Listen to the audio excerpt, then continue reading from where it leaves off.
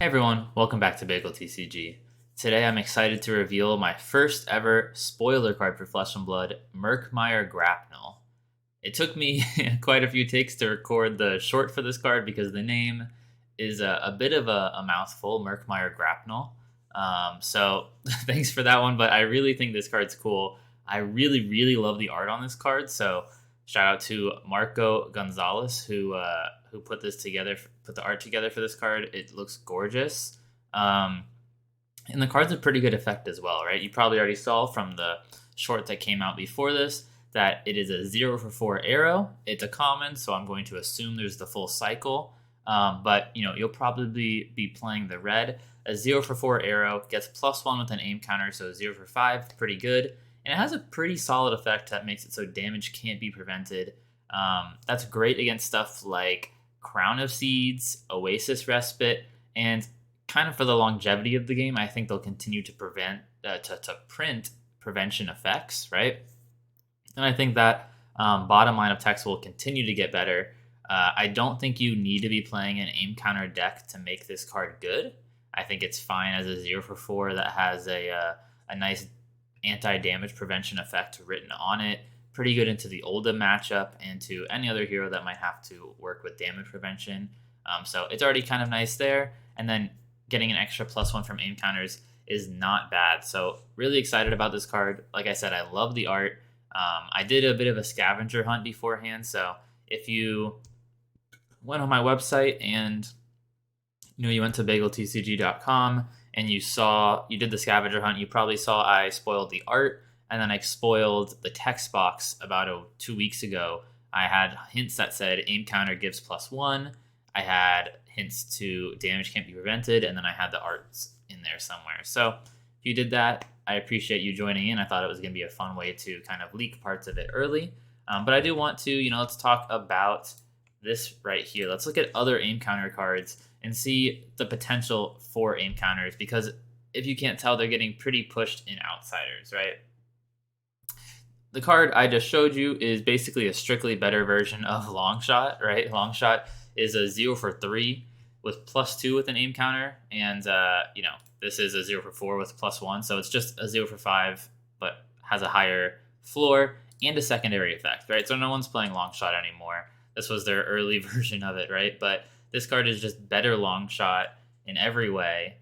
But I think it's pretty cool, and I think the card I got is quite powerful.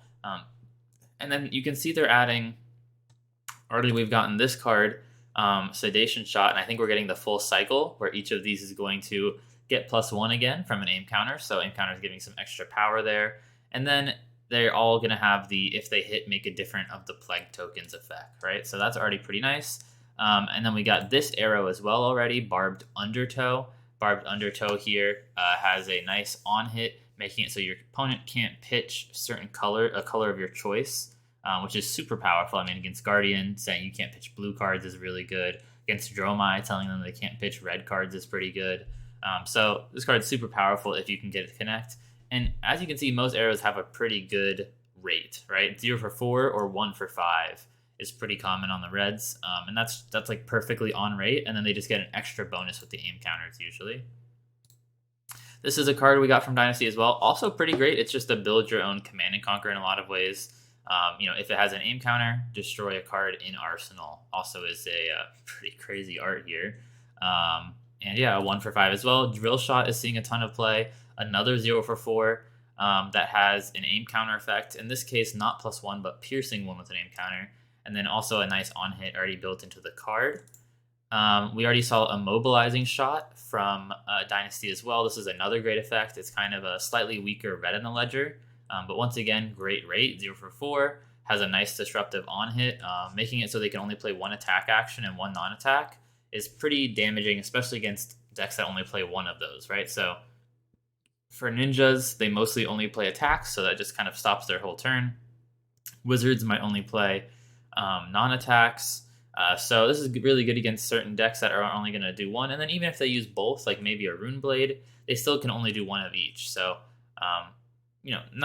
not as good there, but still pretty good. And then especially good against decks that, are just sticking to 1 of those types of effects here.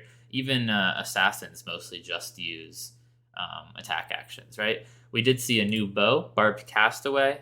This is the token bow. I don't think it's as good as the Sandscour bow. This one costs you nothing to get the aim counters. It's just a face-up arrow in your arsenal gets an aim counter when it is placed there that way. Barbed Castaway, you have to pay a resource for an aim counter, which, to be honest, I don't think any of the aim counters are really worth the resource. You'd really like to get it for free. So Sandscour Bow seems like the best option for the aim counters. And then we do have Deadeye. This is another super powerful effect. And then it makes it so your next arrow has +3, and if it has an aim counter, you get a look at their hand and discard a card if it hits. So yeah, super good effect on this one as well. So Deadeye is pretty good. A lot of disruption through these aim counters with Arsenal Destruction, stripping cards from hand, preventing pitching, preventing the amount of cards they can play. So a lot of powerful prevention effects, and I am hoping we get a Majestic Bow that is kind of a stronger version of Barbed Castaway. I do expect that we'll get one because we have Sandscour Bow, but I think we could get a little stronger than this. I think we could do better. So we've got some quivers coming still, hopefully maybe a new Majestic Bow, and I'd really like to see aim counters become a main strategy of Azalea and maybe even Lexi and Riptide, right? So I think aim counters are super cool. Really excited for my spoiler card. And yeah, thank you guys for watching. Remember to like, subscribe, shout out to LSS for sending this over to me, and I'll see you next time.